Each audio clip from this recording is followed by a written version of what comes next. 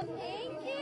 Hari-hari I still dapat wish pengantin baru ya. But today I'm actually dekat Kurong Factory event with all those beautiful ladies. So I'm here to check out their latest collection for you guys untuk grab raya nanti. At the beginning, we had to do a short intro and show some fun fact about ourselves. Of course, I nak mention yang I dah kahwin last month. Tapi randomly I teringat yang sebenarnya I tak reti makan pakai dua tangan. But okay, benda tu tak penting. Yang penting Kurong Factory ada new collection and semua cantik, sopan, comfortable. The best part, the design are very friendly untuk mak-mak kita, senang nak pakai pergi mana-mana and modest ya. Sampai I tak tahu nak pilih mana satu nak match dengan my mom. Then I had to make candle pula. Harap maklum tangan I pula tak berseni, jadi candle I dah macam rojak sikit. But everyone else, candles we are so pretty, okay? Alhamdulillah, I'm really grateful I got to meet all this amazing women and see such a beautiful outfit from Kurong Factory today. So jangan lupa raya ni Kurong Factory, okay?